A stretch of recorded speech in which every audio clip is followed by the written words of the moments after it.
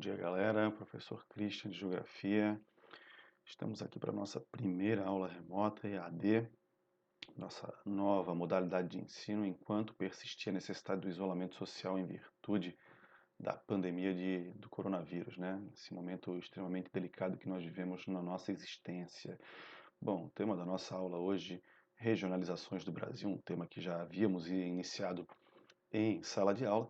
Vamos dar continuidade a esse tema e finalizá-lo na aula de hoje, certo? Bom, então, para a gente relembrar um conceito, né, inicial, a ideia de região. O que significa uma região? Eu fui em tal região, eu fui visitar a região serrana do nosso estado. Ninguém foi visitar nada porque ninguém pode sair de casa. Mas a gente comumente usa, né, a ideia, eu não fui naquela região, eu não vou na região naquela região da nossa cidade porque ela é perigoso, né?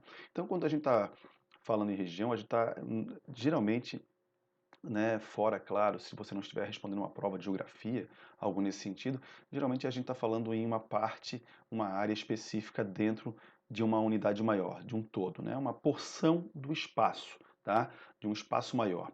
Então, quando eu falo justamente que eu não vou naquela região da cidade porque aquela região é perigosa, é uma parte daquela cidade que, por algum motivo, né, me causa algum temor. Sei lá, índices de criminalidade altos, sei lá, homicídio, sei lá, roubo, enfim, né?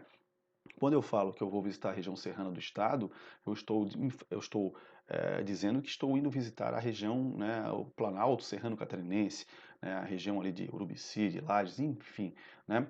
Então, a gente usa região como um conceito de área. Isso não é incorreto, é correto, tá? No nosso cotidiano a gente pode usar a região como área e até na geografia tem esse sentido. A ideia de região em geografia é basicamente uma porção do espaço que possua semelhanças, algumas singularidades que a diferencie de outras partes, né, daquele mesmo todo. Então, um exemplo, Brasil. O Brasil é muito grande, um país continental. Região norte do Brasil. Né? A região norte do Brasil tem diferenças em relação à região sul.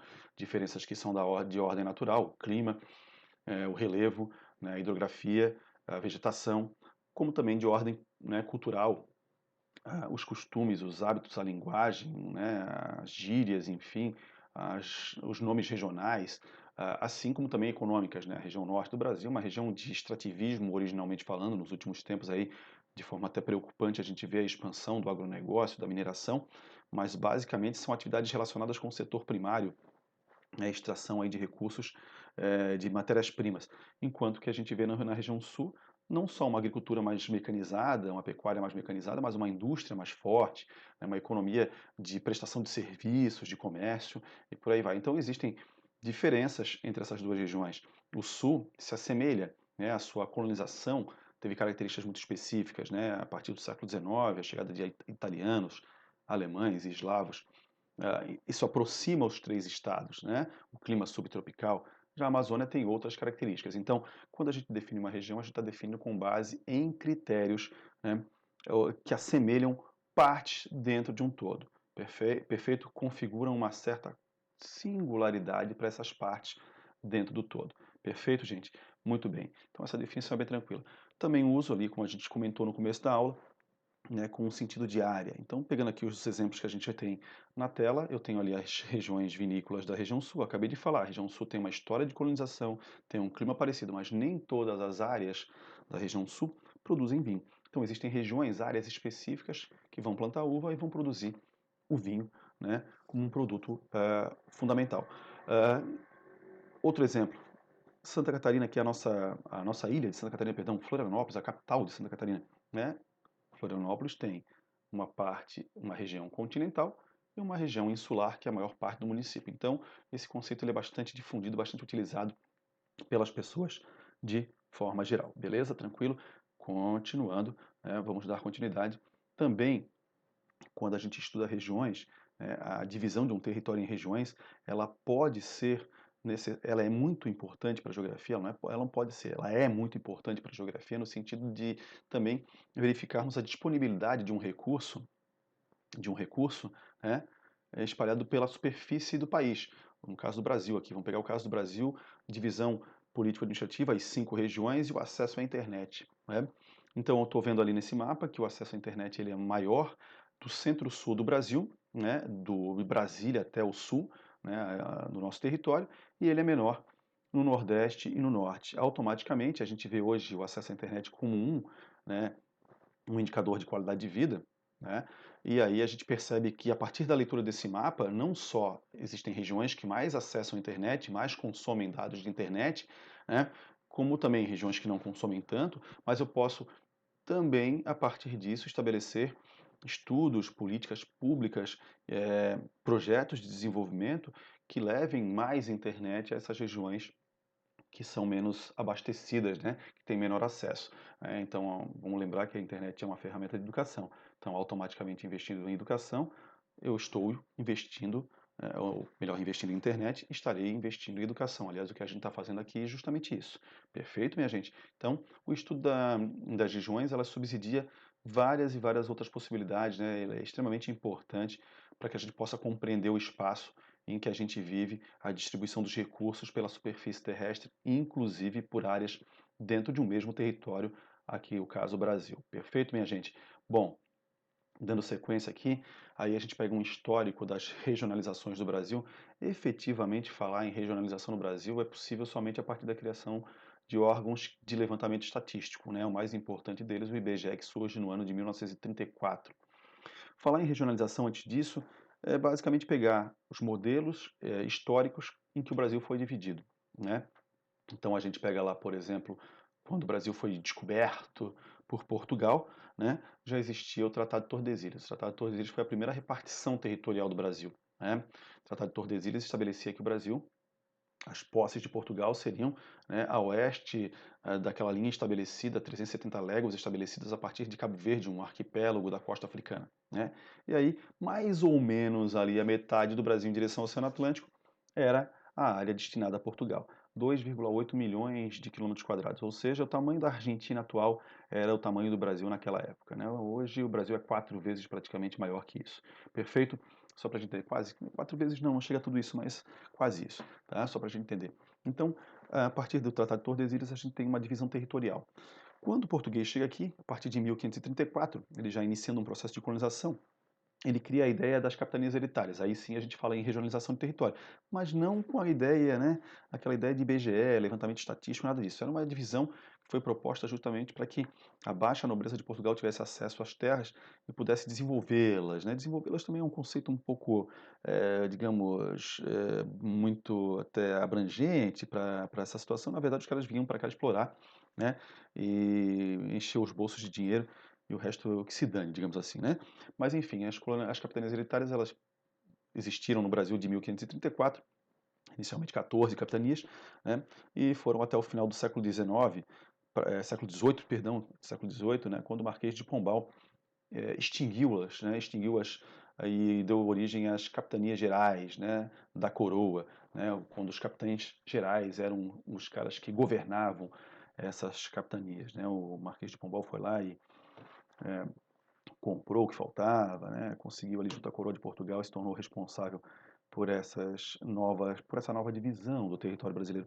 Cabe lembrar que antes das capitanias hereditárias serem extintas pelo Marquês de Pombal, durante a União Ibérica, né, aquele período histórico ali em que Portugal e Espanha estiveram juntinhos, unidos, né, formando um reino só, em 1621, o Brasil foi dividido em dois grandes estados, o estado do Maranhão e do Grão-Pará, e o estado do Brasil.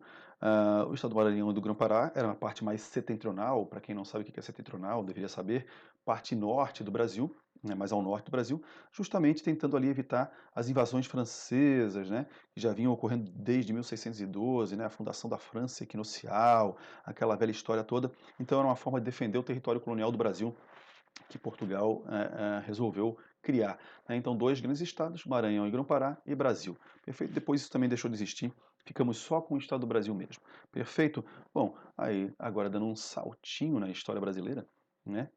Nós vamos ali então para o Brasil independente, né? O Brasil independente em 1822, aquela beleza, né? O Independência ou Morte, 7 de setembro, o Brasil tornando-se um país independente, né? Agora sim, agora vai, o Brasil tornando-se um império. Durante o Império, o Brasil foi dividido em províncias. Inicialmente eram 19 províncias, né? perdão, eram 20 províncias, com a província Cisplatina, e a partir de 1828, a província Cisplatina ela se separa do Brasil, vira o Uruguai atual, e o Brasil passa a ter 19 províncias. O que é uma província, né? O que era o Império? O Império era um estado extremamente centralizador nas mãos do poder, né? O poder estava nas mãos do imperador, inicialmente Dom Pedro I, depois Dom Pedro II, né? E aí automaticamente essas províncias elas não tinham autonomia praticamente nenhuma, né? O Império Brasileiro ele vai centralizar o poder e vai rechaçar, reprimir, né, qualquer manifestação, qualquer revolta que existisse nas províncias, temendo até que né, ocorresse no Brasil aquele mesmo processo que rolou na América Espanhola, né, em que a América Espanhola ela foi fragmentada em vários territórios, em vários países menores. Então Portugal ali, o Império Brasileiro, né, conseguiu manter a unidade territorial do Brasil com base nessas províncias que eram pouquíssimo autônomas, né, pouca autonomia político-administrativa em relação ao Império Brasileiro. Perfeito? Aí vem a proclamação, né, da República. Isso acontece em 1889, para quem não sabe, é até um feriadinho lá no segundo semestre. Esse ano a gente já não sabe mais nada, né? Mas é um feriadinho muito esperado, porque já é final de ano, 15 de novembro, né? E a proclamação da República em 1889. Aí nós temos uma primeira Constituição federalista no Brasil, tornando o Brasil uma federação, uma república federal, né, a partir de 1891. E aí, a partir de então, a gente tem estados no Brasil, estados aí sim dotados de maior autonomia política, né? É o que a gente chama de federalismo brasileiro, perfeito. E ali surge, inclusive, depois ali a política do café com leite, né? Alguns estados eram mais fortes economicamente, estava a oligarquia rural era mais forte nesses lugares, enfim. E aí nós temos um Brasil com agora estados efetivamente falando, copiando o modelo norte-americano, né, com um século de atraso mais ou menos, o estado, né, a república, o modelo dos Estados Unidos, que era uma federação de estados e tal. Então, o Brasil vai copiar esse negócio depois aí, com quase um século também é meio exagerado, porque a gente teve a Guerra de Secessão ali nos Estados Unidos, né? Os Estados Confederados do Sul contra os Estados Federados do Norte, o Norte vence, aí efetivamente os norte-americanos têm uma federação, né, consolidada. E aí o Brasil vai copiar isso aí, tanto é que o nome do Brasil no começo era Estados Unidos do Brasil. Olha que beleza esse negócio, né? Bom, aí vem o IBGE, 1934, já na era varguista, né, no período de Vargas, getulista, enfim. E aí o IBGE ele é o órgão responsável pelo levantamento estatístico de dados, de informações sobre o território nacional. O IBGE, inclusive, é responsável pelo censo demográfico, que deve ser realizado. Esse ano deveria ser realizado, a gente não sabe de mais nada. Mais uma vez, vou repetir essa frase, nós não sabemos de mais nada. Né? Enfim, por conta da pandemia de coronavírus. Mas, teoricamente, nós teríamos aí, né, um censo esse ano, teoricamente. Né? Até o concurso do IBGE já estava até aberto para contratar os licenciadores e tal. Mas enfim, o IBGE é o órgão principal aí, né, o órgão oficial do Estado brasileiro, dos governos brasileiros para levantamento de estatísticas. E em 1941-42 é divulgada a primeira regionalização do território nacional. Aqui nós estamos vendo a imagem da regionalização de 45-46, né? E nós tínhamos ali uma questão interessante, porque nós tínhamos 5 regiões, mas a nomenclatura das regiões era diferente do que é hoje. Então, nós tínhamos o norte, nós tínhamos o nordeste, nós tínhamos um centro-oeste, nós tínhamos o sul. O sul era composto por São Paulo, inclusive, e nós tínhamos o leste, né? E aí existia o leste setentrional e o leste meridional. Perfeito? Os estados do Nordeste também ali, a Bahia era parte do leste, não era parte do Nordeste, né? Então era uma diferença, tinha uma diferençazinha básica em relação aos mapas de hoje. Bom, essa primeira classificação regional do IBGE, ela obedeceu a critérios fisiográficos, ou seja, a natureza dos lugares ela foi um elemento definidor, né, como o critério a ser adotado, ou seja, eu dividi as regiões de acordo com as características naturais. Para os estudiosos do IBGE na época, a natureza era algo mais confiável, né, pouco mutável. Hoje a gente não entende muito dessa forma, porque a gente vai ter justamente um espaço geográfico brasileiro bastante alterado, né, e a natureza sendo substituída, né, justamente pelos aspectos humanos, pelos elementos culturais, artificiais, enfim. Mas, enfim, naquela época se considerava que a natureza era muito mais própria, né, algo mais confiável para se estabelecer uma divisão regional. Então, 45, 5 regiões, mas não tem sudeste, tem leste, né? Essa era a grande diferença. Bom, a última modificação com relação à nomenclatura das regiões no Brasil vem em 1969, pelo IBGE, obviamente, né, quando o Brasil, então, também ainda, né, com as 5 regiões, só que agora com a mesma nomenclatura que a gente usa hoje, né? Então a gente tem lá o Norte, o Nordeste, o Centro-Oeste, o Sudeste, que surge, né, da extinção do Leste, e o Sul. O Sul, agora resumido, né, reduzido, melhor dizendo, a 3 estados, sai São Paulo vai para o Sudeste, fica só Santa Catarina, Rio Grande do Sul e Paraná na região Sul. Aí, ao longo desse tempo, a gente teve algumas alterações importantes, né? Vamos lembrar que já nos anos 40, a gente tem ali a criação dos territórios federais. O que eram territórios federais, né? Territórios federais, eles eram partes do nosso território, geralmente próximos às fronteiras, tinham a função de resguardar a segurança do nosso território das fronteiras brasileiras, né? Fernando de Noronha era um território federal que ficava no Atlântico Sul, aí também guardando ali, né, o nosso litoral de certa maneira. Esses territórios eles não tinham assembleias legislativas, eles não tinham representantes no Senado brasileiro. Os governadores desses territórios eles eram indicados pela União, que é a União dos Estados do Brasil, né? A República Federativa do Brasil é formada pela União Indissolúvel de Estados e Municípios.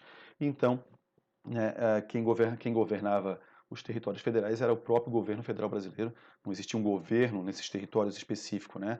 Até existia, mas determinado pela União.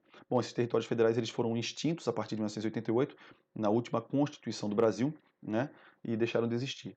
Mas ao longo desse tempo, entre 45, né, a classificação do IBGE 69 e 88, nós tivemos várias alterações. Nós tivemos criação de estados, bipartição de estados, né, a extinção de estados e a extinção dos territórios federais, como a gente pode estar vendo ali. Então, o último estado a ser criado no Brasil foi o estado de Tocantins, fruto da bipartição do estado de Goiás, né? Existem vários projetos aí tramitando no Congresso Nacional, agora com menos importância, né? Existem outras necessidades no momento, mas também são projetos que já não vinham sendo votados, né, com relação à recriação de territórios federais, com relação à bipartição de estados. Então é bem interessante que vocês possam estar pesquisando sobre isso aí, encontrando na internet, né, caso todos os projetos fossem votados e fossem aprovados aí tal pelas populações dos lugares, né, nós teríamos aí quase 40 estados no Brasil, né, fruto dessas demandas que estão aí tramitando junto ao poder público. Perfeito, gente? Então, as classificações de IBGE, uma coisa importante, a partir de 69, as classificações de IBGE não levam mais em consideração somente os aspectos fisiográficos, eles incorporam também, a partir de agora, aspectos socioeconômicos. Há uma ideia de que o Brasil está em transformação, né? Até os anos 40, 50, o Brasil é um país agroexportador.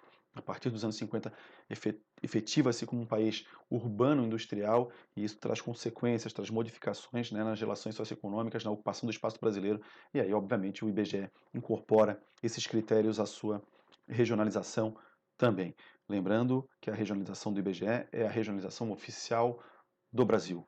A gente divide o Brasil em macro-regiões, meso-regiões e micro-regiões. As 5 macro-regiões, Norte, Nordeste, Centro-Oeste, Sul e Sudeste. Certo, gente? Muito bem. Aí existem outras formas de se regionalizar o território nacional, algumas meramente didáticas, mas muito utilizadas na geografia. Uma das mais conhecidas é a classificação do Pedro Pinchas Geiser, de 1967, né, um geógrafo muito renomado, né, e ele divide o Brasil em apenas 3 regiões. E essa divisão ela é basicamente, né, está estabelecida em cima dessas modificações que eu tratei agora com vocês, né, da ocupação do território brasileiro, da forma como as áreas foram sendo ocupadas e foram sendo desenvolvidas, né? Então ele estabelece 3 regiões apenas: o Centro-Sul, que é uma soma ali de partes do Centro-Oeste com o Sudeste mais o Sul do Brasil; o Nordeste, que ainda mantém aquela base, né, dos estados nordestinos; e a região amazônica, que conta ali com partes do Maranhão e do Mato Grosso também dentro do seu território. Uma questão interessante é que ele leva em consideração aspectos de ocupação histórica dos espaços, aspectos socioeconômicos, e ele não vai respeitar, digamos assim, os limites, as divisas entre os estados. Então eu posso ter um estado, né, tendo partes em mais de uma região. No caso do Mato Grosso, que tem território tanto no Centro-Sul quanto na Amazônia; o Maranhão, que tem território tanto, né, a parte leste do Maranhão, na parte dentro do Nordeste, e a parte oeste na Amazônia; e Minas Gerais, que é um estado típico do Sudeste, mas na classificação do Geiser, a parte norte, lá o Vale do Jequitinhonha, né, a região semiárida já dentro do Nordeste brasileiro. Perfeito, uma classificação bastante utilizada para os estudos geográficos, cai bastante em prova de vestibular também, certo? Mas recentemente nós tivemos aí uma nova classificação com base na difusão do meio técnico científico e informacional. Mas que é isso, afinal de contas? é fruto das tecnologias que foram incorporadas à produção, né, e à transformação do espaço. Composição de redes materiais e imateriais, né? Redes materiais são estradas, ferrovias, redes de distribuição de energia elétrica, usinas hidrelétricas, o que mais? Bancos em universidades, o adensamento urbano, cabos de fibra ótica, tudo isso forma a rede material. O que circula por essa rede material é imaterial, ou seja, informação, investimento, financiamento, trocas comerciais e por aí vai. Então, essa rede mais densa, mais concentrada, está entre o sul e o sudeste do Brasil. Então, Milton Santos, junto com a Maria Laura Silveira, produzem a ideia dos 4 Brasis, das regiões, né, os 4 Brasis a partir do meio técnico, científico e informacional. E aí nós temos a Amazônia, né? Nós temos o Centro-Oeste. O Centro-Oeste é interessante que Tocantins sai da Amazônia e entra no Centro-Oeste nessa classificação do Milton Santos. Nós temos o Nordeste e nós temos a região concentrada, concentra o meio técnico, científico e informacional do Brasil. As grandes redes de comunicação, as grandes universidades, a Bolsa de Valores, os grandes bancos, né? As maiores indústrias, as vias mais movimentadas, os cabos de fibra ótica, tudo isso concentrado entre o Sul e o Sudeste. Perfeito, minha gente? Tranquilo, né? Vamos lá, então. Próxima. Né, a próxima, então, são 2 formas de regionalização, para a gente ir encerrando a nossa aula, menos conhecidas, né, as regiões articuladas, né, as regiões de articulação urbana, que são composições a partir da rede urbana, que é um conceito que o IBGE criou para estudar as relações de hierarquia entre as cidades e a própria rede urbana brasileira. Vamos lembrar que a rede urbana brasileira é comandada por São Paulo, né? E aí em torno de São Paulo gira praticamente tudo no Brasil, né? Só que dentro das regiões existem também redes urbanas consolidadas para aqueles lugares, né? Então, por exemplo, a gente pega Santa Catarina, qual é a grande cidade, né, a comandar a rede urbana catarinense? Floripa, né? Até os limites com Joinville. Então tudo gira, tudo orbita mais ou menos em torno de Floripa. E aí existem, né, as cidades que são ali articuladas, intermediárias, as que são de maior densidade, enfim. Esse conceito é um pouco menos conhecido, né, mas que vem sendo mais usado nos livros de geografia. Então, as regiões de articulação urbana, elas são justamente montadas em torno da rede urbana, tá? Aquelas que possuem maior peso comandam as redes urbanas inferiores que vão se conectando. Também é necessário, é importante a gente identificar essas redes urbanas de maior peso, de menor peso, de maior importância hierárquica, de menor importância hierárquica, porque a partir daquelas que tu visualiza que são de menor importância hierárquica, quais são os problemas que existem nessas regiões, né? O que acontece nessas regiões que precisam ser superados para que elas se integrem efetivamente? E aí, então, eu posso desenvolver projetos de desenvolvimento, né? E posso também estabelecer ali políticas públicas de desenvolvimento para esses lugares. E para a gente fechar, outra regionalização um pouco menos conhecida, né? A gente tem ali as RIDs, né, que são as regiões integradas de desenvolvimento econômico, que são regiões metropolitanas que extrapolam os limites do seu estado, ou seja, é uma região metropolitana que se estabelece, que se espalha por mais de um estado, que se conurba a outros estados, né? O caso ali, por exemplo, Juazeiro e Petrolina, né? Juazeiro na Bahia, Petrolina em Pernambuco, separadas pelo Rio São Francisco, 2 cidades que se conectam, né? Então é necessário que eu estabeleça também projetos de desenvolvimento a partir dessas 2 cidades, porque elas são integradas, elas dependem uma da outra, né? Então, eu tenho que verificar como opera a distribuição de energia elétrica, como operam né, o transporte, o sistema de transporte nessas regiões.